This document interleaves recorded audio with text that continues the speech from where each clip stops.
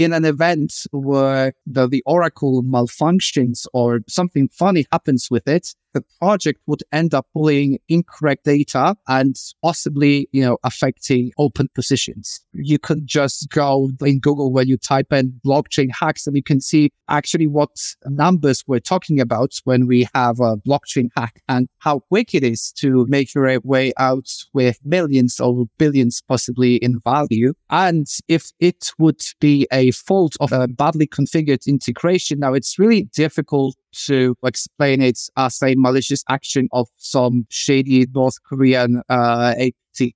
So the question is, how do we actually, quantify the severity? Alrighty. Well, hey, thanks so much. It's awesome to spend some time and catch up with you again, Piotr. I think it's been quite some time since we got to chat, but how are you, my friend? And actually, if you don't mind, if you could kind of color the picture or do some quick intro for, hey, who are you? What are you up to? I think that would be awesome for anyone tuning in. Absolutely. Yeah. Thank you so much for having me, John. It's awesome to talk to you again. It does feel like a lifetime ago, the last time we spoke, but, amazing to have the chance to catch up. So just to remind, I'm Piotr. I'm the Director of Security at Halborn.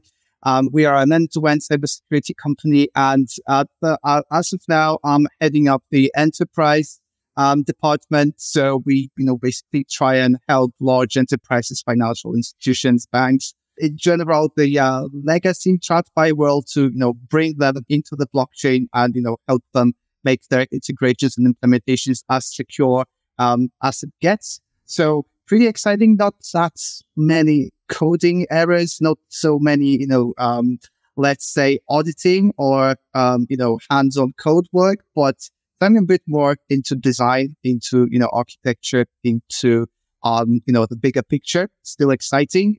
So yeah, that's what I've been up to since the last time we had a moment to chat. Oh man, that is awesome. It is super cool to see, at least from the sidelines, all the great and incredible things that you're doing over at Halborn. And it's funny because I gotta be honest, I come from more of the traditional cybersecurity or endpoint security perspective. And then I know all of we hear all the time that certain vernacular or terminology and lingo when we're chatting about, the MITRE ATT&CK framework or CVEs and CVSS, like the common vulnerability scoring system, how we just sort of discuss or identify, hey, what a vulnerability or potential risk is. But I'm curious, because I thought I caught wind of something really cool you all were thinking up. Is there a blockchain vulnerability securing system or security score or BVSS? So that's actually quite spot on, John. There is indeed one, and there is a reason why there are certain similarities in the name, because a bit of context on that. So for everyone that's ever read smart contract or a blockchain security review report, there are a couple of sections that you can find in every report. So there's obviously the issue description, perhaps some code locations, maybe a proof of concept if we're lucky. But what we always have is some sort of severity score, right? So just basically that tries and answer how bad this particular finding, this issue is. So there's a very, simple reason why we have that. It's, the devs are quite busy. They have a lot of work, on their plates. And so they need to know what to prioritize, right? And, that's where, the color coding, that's where frameworks, that's where numerical scores come in and help us. So the thing about blockchain, it's, obviously, it started in 2008, which is, basically ancient in, technology years, but still as a concept, it's relatively new. Like we only see the adoption from the legacy world, slowly but surely happening now, but it still means it's still very, very new. And, blockchain is all about decentralization, democracy and, free participation or, people all across the world. And that's a great idea. That's a, great concept. It does, however, come with a few challenges. And because all the development is sort of bottom up, there's no, there are no blockchain giants that dictate, the direction of development of, say, Bitcoin or Ethereum or Solana. Well, yeah, of course you have the foundations, you have, labs, but in principle, it's open source. So like everyone, we can go, right after this call and, commit to the blockchain repository. Now, whether or not it will be accepted by the community, now that's a separate subject, but we can, in principle, do it. However, because there are so many people contributing to one repository, so many people contributing to one branch of knowledge, like everyone has their own ideas. Everyone's ideas are great, are terrific. But the problem is we don't necessarily, speak the same language. And I don't even mean, the geographical, linguistic differences. It's, speaking about things, concepts and entities using different words and describing them in a slightly different manner. So this at some point becomes a bottleneck where you can't really progress once you have everyone on the same side. Like everyone who's ever read a legal document, it's like they do understand how important it is to actually know what you're reading. So now if you go back to, an example, smart contract audit security report, what you'll notice 9 times out of 10 is you're going to have this old trusted two-dimensional impact likelihood matrix. So on one axis, you have, how bad it is in terms of, and that's actually a good question, in terms of what? And then you have the likelihood that's, usually scaled from 1 to 3 or 1 to 5. So, and again, the question arises, so what does 1 mean? What does 5 mean? Like how, if something that's, rated as 5 on the likelihood scale, is it 5 times more likely to happen than what has 1 on the likelihood scale? Now, there's no easy answer. And I think if you ask the developer, the auditors, they won't be able to give you an answer. The reason is the two-dimensional risk matrix, it's not really scientific. It's not like you have apples and oranges, on, to access, and you try and, do some magic with numbers to arrive at, some weird type of, I don't know, like orange apple juice as a result. It doesn't really, it's not scientific. So on the other side of the spectrum, we have CVSS, which is battle tested, which has been, for ages, probably longer than I live. And, almost everyone,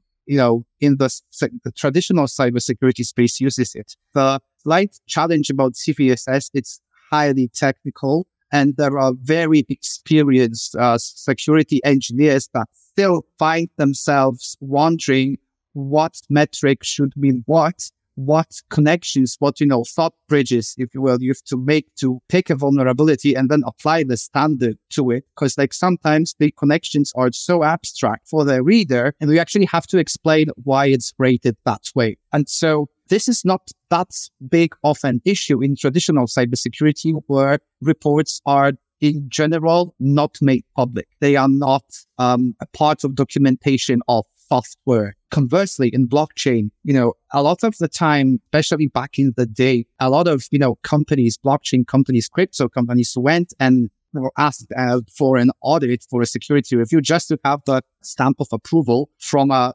respectable name in the industry. And the reason they did it is their community reads the report. And when they see there are no vulnerabilities, or perhaps there are vulnerabilities, but they're all addressed and fixed, means the, project did their homework. They did everything they could to make the project and the funds secure. So here's the reason, I guess the usually underlying idea why the BVSS even, began its existence is because CVSS might not be as, friendly to people without technical background, and two-dimensional risk likelihood matrix for anyone that has any, background with mathematics, computer science, or statistics for that matter, that would be, just some spoken mirrors, that there's nothing behind that number. But the community on the other side is, happy to see, super easy to understand charts, because if someone's on the top right corner, that means it's bad. If it's on the bottom left corner, that means it's all right. So we wanted to go and, find, some common ground between these two. And I think we managed to do that. So we came up with the idea of a blockchain vulnerability scoring system that is easy to understand by, non-technical people, while still enabling security professionals and, analysts, business or technical analysts to take those metrics, take the score and, actually do some intelligence on them, group, analyze, take average, whatever you can do in statistics, you can apply it to the standard, because one of the key characteristics is, that we have 2 dimensions on the risk likelihood matrix, whereas in BVSS, we have 12 dimensions. So this on its own does bring way more granularity to the scores. And when you do, some intelligence after you have, 500,000 vulnerabilities scored that way, you can try and, extrapolate and try and answer, questions. What types of vulnerabilities happen the most often? What types of vulnerabilities are this bad and what types of vulnerabilities are that? So we don't really need to, read through the report, understand tech to know that this project has, very slim chance of being, hacked and all the deposits and yields being withdrawn by the attacker. So, and you can read that from, a couple of letters and numbers in the vector. So it increases efficiency and, and it's like a shy step into bringing some structure and formality into the, otherwise decentralized and distributed world of blockchain. I mean, I love it. I'm looking, again, from an outsider kind of looking in. I'm not super sharp in that whole blockchain world, but like even all those things, the sort of foundation and like the talking language that we'll use, the vernacular, I think that helps mature that space, I would think. And like it grows, I know it's, as you mentioned, still a new space in a certain sense. Well, it's just getting better and stronger at, getting security right. And that's really cool because I know CVSS, without a doubt, organizations and businesses and companies really rely on that just to know what to pay attention to. You have so many vulnerabilities, again, trying to make a list through VDP program, but a couple 1s and 2s, not something that we need to absolutely prioritize, still something we need to get to. But if there's like a 9.8 or a critical on a scale of 10 here, that's something we should probably dig into and work to resolve. So again, really, really cool in my mind to see like, wow, you can so quickly capture the impact and risk and all that in the blockchain side. And I know it is complex, like you mentioned. I think of curl. There was a curl vulnerability or a CVE some time ago that I think had a high CVSS score. But when it finally kind of came to light, the news broke, it was a little bit more obscure. Some heap overflow magic and witchcraft in falling down like a SOX proxy route. So maybe not the most applicable, a little higher attack complexity, but the potential impact could be super duper dangerous. So weird mix of both. And then again, that gets much more technical. But I do like that you mentioned, BVSS is supposed to be so approachable. It's supposed to be a little bit easier to kind of calculate and think this all through. If I may ask, do you have any, quick showcase, quick demos? Can we see this thing in action? What are all the bells and knobs and kind of things we could toggle and switch on for that? Yeah, absolutely. Actually, I had in mind an example I would love to, walk you through. So what I would like to do is to show a report that Halborn published recently, and that's an actual vulnerability that we found in an actual project that's fortunately fixed now and didn't make into production. So we used BVSS in-house to score our vulnerabilities and to communicate the scores to clients. So, and by the way, like everything that I'm going to show, it's, available publicly. So the calculators, the reports, so feel free to go and check them out. Okay. So, for the purposes of, showing, BVSS in action and, how you can, what's it for? Let's have a look at an example vulnerability. So this one here, that's from an actual report, from a review of an actual project. So in a nutshell, what the vulnerability is all about, in blockchain, which is, and you could think of it as an isolated network that can't really talk to, the outside world, we would at times like to get data from the outside world. So, think about, say, some asset prices, right? Like random numbers, the latest football scores, like what have you, like in general data that, does not originate on blockchain, but is needed on blockchain for, reasons, right? So we have this concept of oracles in blockchain, and, it sounds really cryptic, but what they do is quite simple. They just feed this real world data into the blockchain. They are well known. They are trusted. The T word, kind of frowned upon in blockchain, but for some reason, everyone accepts and is cool with oracles. So that's what they do. And literally thousands of projects rely on different type of oracle and data feed providers. So this here is an issue that we found in an integration with Chainlink. Chainlink is one of the largest Oracle companies out there. And so when you think of, getting some information, getting some data, you typically want to, know the information, but you also want to know some information about this information. So metadata, right? So if you think about, say file in Linux, you obviously have the file itself that's either a binary blob or a text file, but what it also has, it has permissions, it has create date, it has last modification date, it has owner, it has loads of things that you don't really see when you open this file. And those things, all cybersecurity professionals, they just know how important they are. And they are equally important in blockchain. So, when you think of someone you telling a price of, say, Bitcoin, they're going to say, okay, so it costs $30,000. So it's some information, right? But what you lack is, when was this price reported? Because if they tell you it costs $30,000 today, well, that's not actually correct because it's, say 25% more, give or take. And so in every price should come with at least the timestamp at which it was generated or at which it was reported. Because otherwise you may find yourself in a situation where you're relying on outdated information. And in trading, you have this concept of liquidation. That's basically an opportunity for the exchange to come in and basically sell off your assets if their value drops below a certain threshold. And if an integration with an oracle is implemented incorrectly, you may, be at risk of being liquidated without an actual reason to be liquidated. Because say if your order depends on Bitcoin being, at $40,000 and the oracle reports $30,000, now that's quite a huge gap.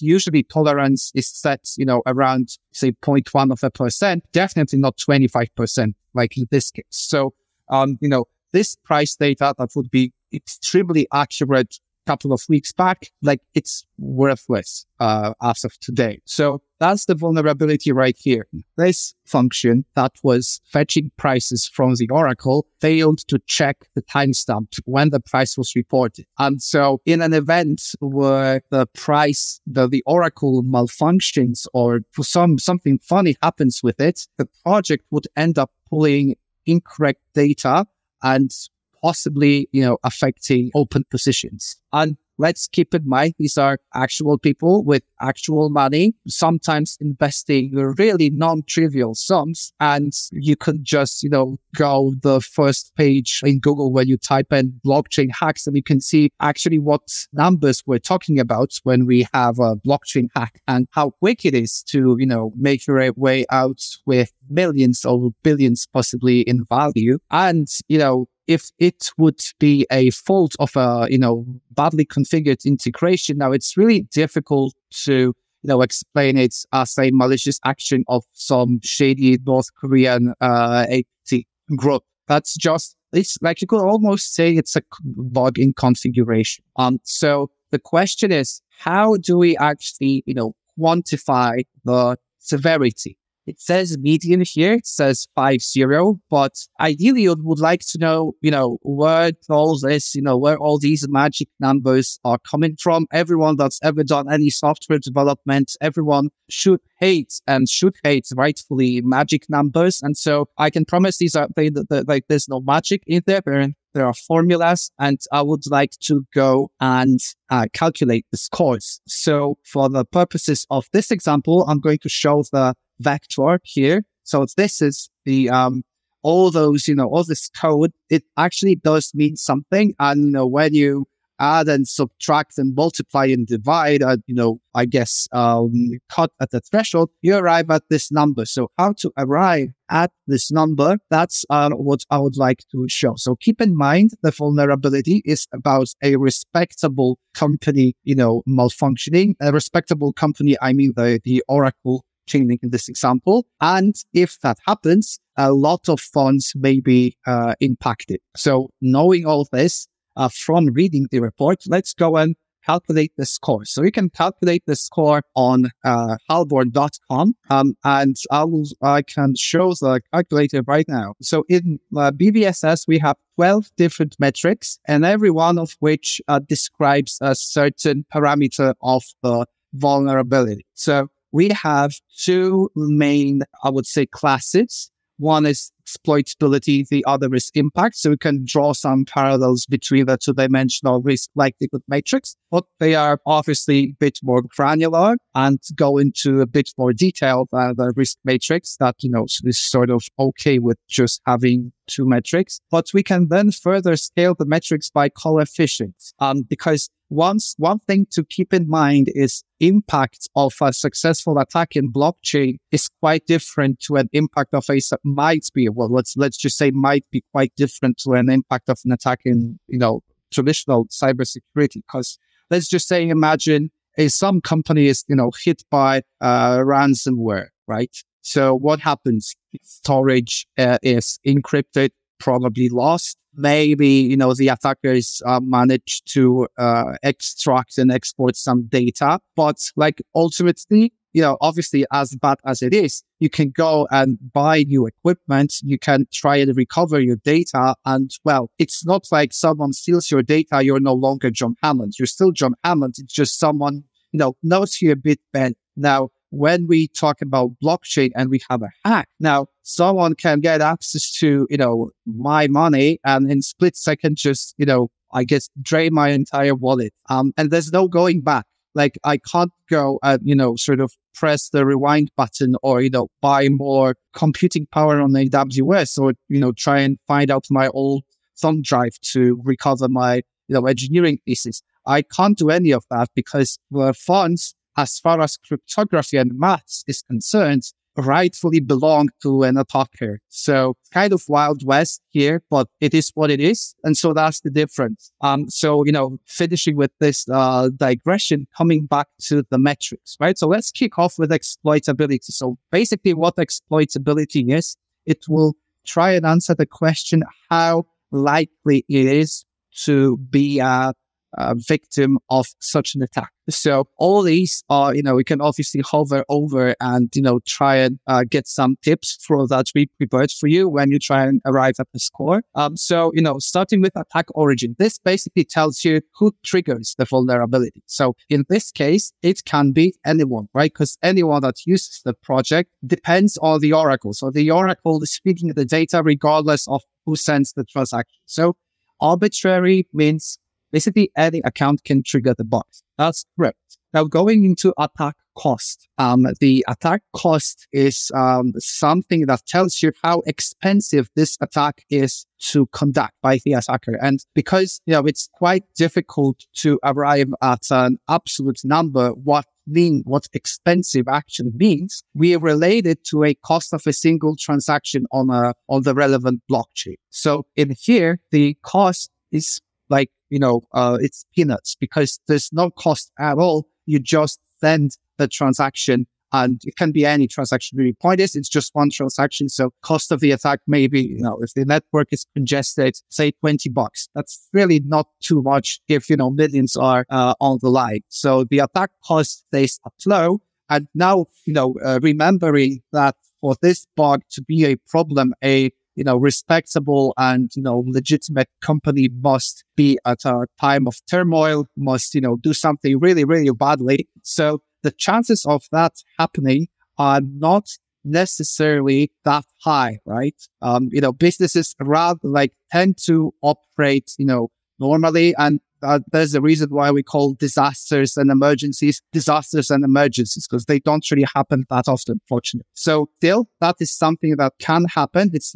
It is a possibility still. And, we've seen, especially last year, that, companies that were thought to be too big to fail, they failed anyway. So I think, the engineer that was creating that particular vulnerability decided that the complexity should be high because apparently J-Link is, too big to fail. So let's switch to high now. So moving on to impact metrics that try and answer the question, what and how badly what is affected.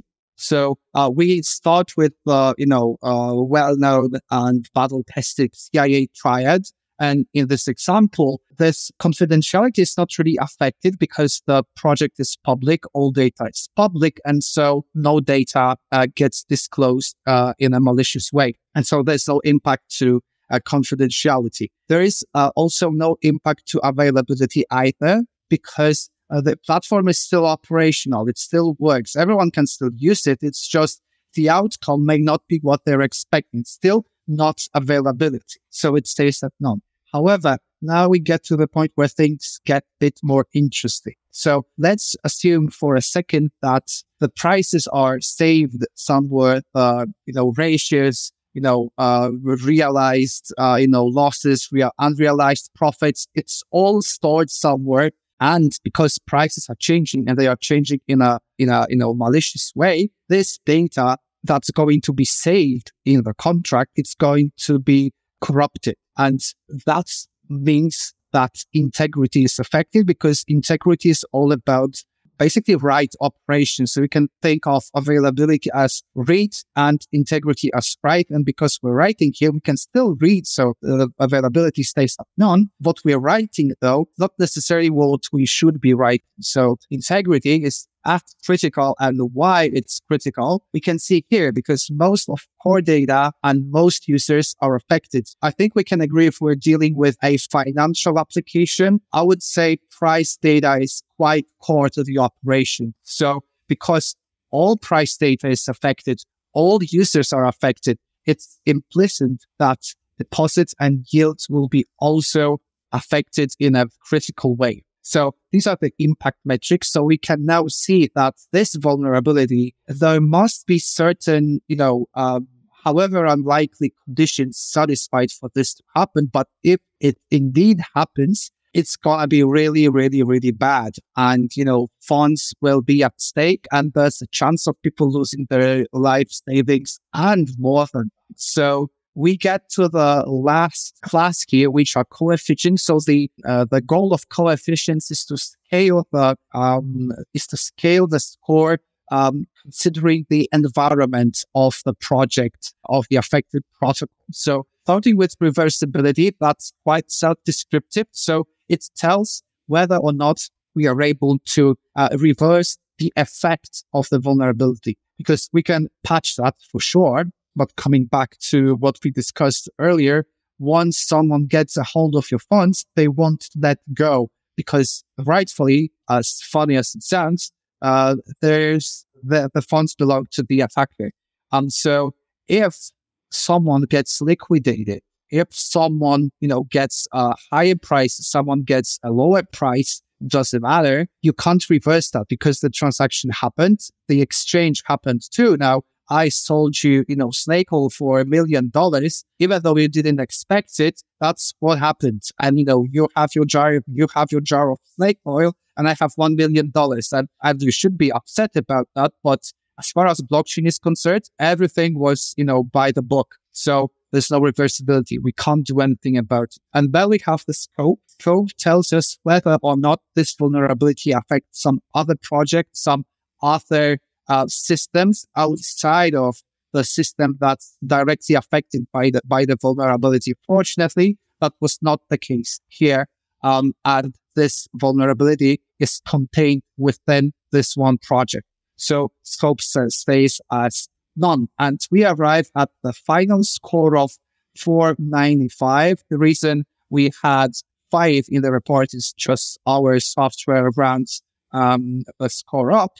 But this is essentially this rating. And I think it's quite accurate if we think about it, because, something's really bad, but, something quite uncommon must happen for this to be an actual problem. So my advice to the developers would be, that's not something that, that you have to fix immediately. It's not that you have to drop everything that you're doing now and, get on fixing it. But let's not put it in the backlog. Let's, acknowledge this as a distinct possibility. We all know that things that shouldn't have happened, like ever, they happened in the last 2 years. It's been a very eventful, second decade of the 21st century.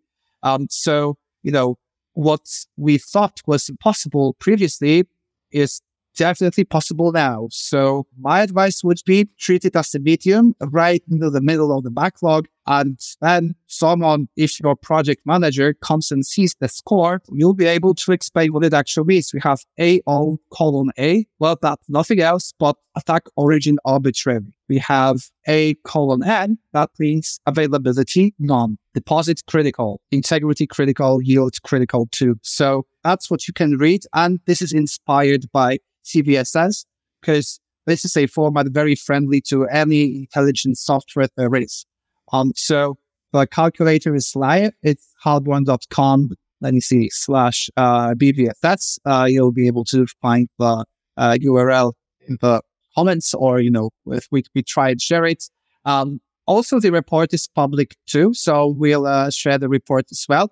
Feel free, have a look, play around, and, hopefully you'll find it useful. Well, hey, this is really, really cool. And it's awesome to see it in action. I would think this would be phenomenal for just other, even threat modeling, or still trying to get enough context on different vulnerabilities or risks. Can I ask, is that something that you tend to do personally? Do you ever have to diagnose, okay, we see this new flaw, let's run this through the calculator and get a number and get some score attached to it? Are there other members of your team? Is it other auditors or engineers? Or is this frequent, and is this kind of the new norm? Do we just readily encourage, everything you find, just stitch it up with the calculator? Oh, yeah, absolutely. The boring thing, but also a beautiful thing about standards is, you finally get to speak the same language.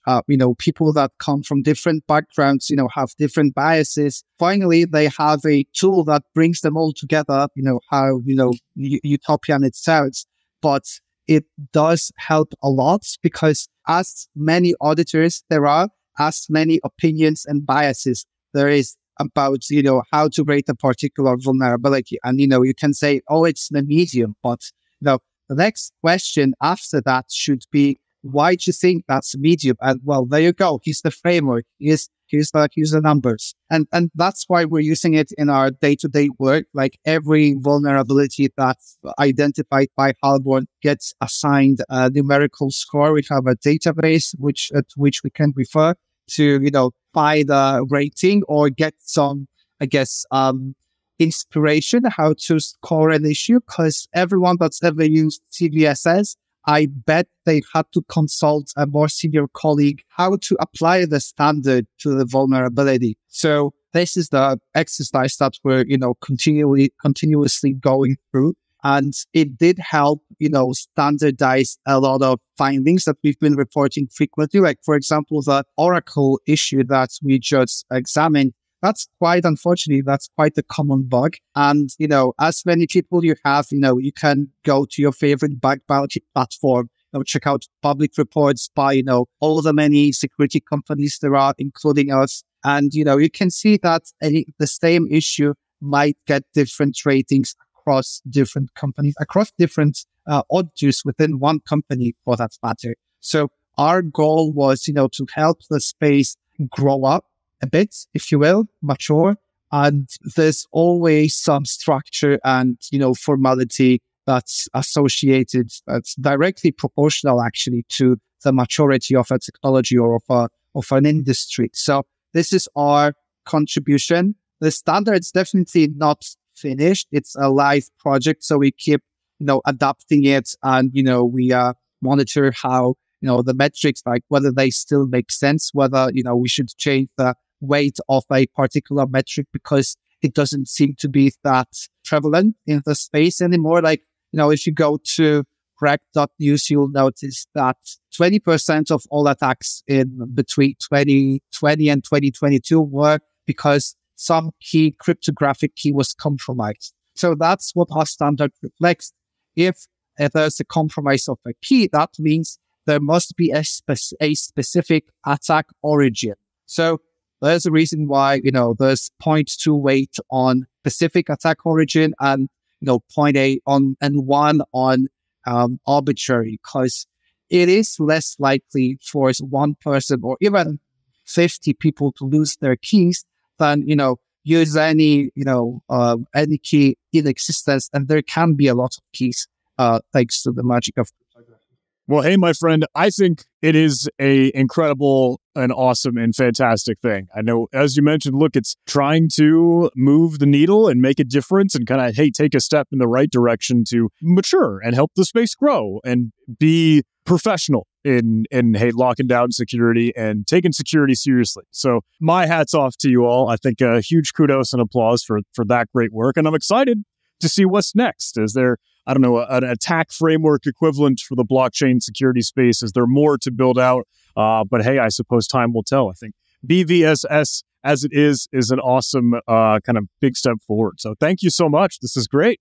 Thank you so much, John. Super exciting. It was super exciting talking to you. And, thank you so much for the opportunity. And yeah, like if you ever find BVSS, useful, we're on the lookout for feedback. So, any feedback is good. And, we'll be more than happy to, include it in our, research and development to the standard. What's the best way, if I may ask? Hey, reach out, contact. Is there a good line for feedback, or hey, just kind of using it and showcasing, speaking up with Halborn? You can shoot us just a message on Twitter, Telegram, LinkedIn. Go visit our website, halborn.com, wherever. We'll definitely, get back to you. And because it's just precious to us. I mean, what good a standard is if, it turns out not to be, applicable at all. It's the theory versus practice, right? So we start with theory. Now we're putting it into practice, but we want to make it better. And if it turns out that we need BVSS version, 58, I'm down for it, because it only means that the previous 57 versions were an iteration of improvement over the previous one. So more than happy to go and bash it, go and compliment it. All feedback. Excellent. Well, thanks again, Piotr. This has been phenomenal, and we'll catch up again sometime soon. Thank you so much, John. Great talking to you, and hope to see you soon.